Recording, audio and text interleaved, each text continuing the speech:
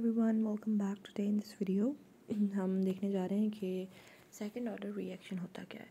तो सबसे पहले सेकंड ऑर्डर रिएक्शन के अंदर हम क्या करते हैं, रिएक्टेंट जो दो रिएक्टेंट्स हैं ना उनकी कंसंट्रेशन हमेशा सेम लेते हैं by taking an equal concentration of A and B. ठीक है, जो ए की कंसंट्रेशन होगी वही हम बी की कंसंट्रेशन लेंगे। For example 10 moles per DM cube है तो यहाँ पे भी 10 मोल्स पर DM क्यूब। यहाँ पे मैंने ए लिख दिया तो यहाँ पे भी मैंने ए लिख दिया, मतलब हमारी कंसंट्रेशन दोनों की सेम है। आफ्टर सम टाइम अब हमें पता है कि the concentration of both will be A minus x. कुछ टाइम के बाद जब रिएक्टेंट प्रोडक्ट के अंदर कन्वर्ट हो रहा होगा तो इनकी कंसंट्रेशन ये बन जाएगी। ठीक है, ये बन जाएगी।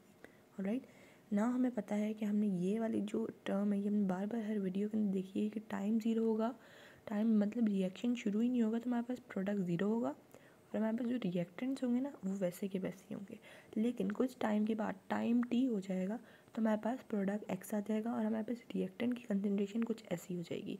यहाँ पे मैंने लिखा हुआ भी है after some time the concentration is A minus x for both A and B। Both A and B क्यों लिखा हमने, क्योंकि हमने सेकेंड ऑर्डर ऑफ रिएक्शन के अंदर पढ़ना है कि कंसंट्रेशन हमारे पास दोनों रिएक्टेंट्स की सेम है। ठीक है, अब वी नो दैट कि हमारे पास rate of reaction is directly proportional to the time and reactant concentration, तो हमने dx/dt directly proportional to the reactant कर दिया। ये रहा हमारे पास रिएक्टेंट। ठीक है, उसके बाद हमने क्या किया, ये दो है तो हमने a स्क्वायर लगा दिया। ठीक है, और ये हमारे पास k जो है रेट कांस्टेंट है। dx/dt पे हमने इनकी प्लेसेस चेंज करनी, इंटीग्रेशन करी हमने।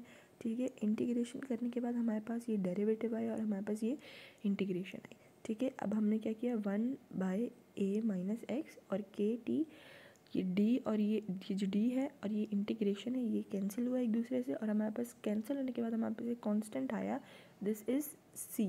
ठीक है, now we have to apply the boundary condition. The best boundary condition is that जब टाइम ज़ीरो हो और हमारे पास पता है कि हमें प्रोडक्ट भी ज़ीरो है तभी हम उससे वैल्यू c की निकाल सकते हैं। बाउंड्री कंडीशन हम वैल्यू निकालने के लिए यूज़ करते हैं, वो भी c की। ठीक है, हमने क्या किया, x की जगह पे हमने ज़ीरो लिख दिया। ठीक है, तो हमारे पास a आ गया। ठीक है, और हमारे पास फिर k की जगह पे हमने मतलब k और t को हमने जब मल्टीप्लाई किया, मतलब k और ज़ीरो को मल्टीप्लाई किया तो हमारे पास कुछ भी नहीं बचा और हमारे पास c वैसा का वैसे ही गया। ठीक है, तो ये हमारे पास एक इक्वेशन नंबर 3 बन गई ना। Put 3 into equation 2। हमने क्या किया, इक्वेशन नंबर जो 3 है उसको हमने इक्वेशन नंबर 2 के अंदर पुट किया, मतलब c की जगह पे हमने ये c की वैल्यू पुट कर दी। तो ये हमारे पास सेकंड ऑर्डर ऑफ रिएक्शन आ गया। ठीक है, ना उसकी यूनिट की बात करें तो we have the unit second inverse mole inverse DM। ठीक है, DM पॉजिटिव है, नेगेटिव नहीं है, इन्वर्स नहीं है यहाँ पे। ठीक है, और इसकी हाफ लाइफ की बात करें तो 1t/t हाफ 1/KA। ठीक है, this is the half life. Alright, I hope you have gotten this. Thank you so much for watching my video.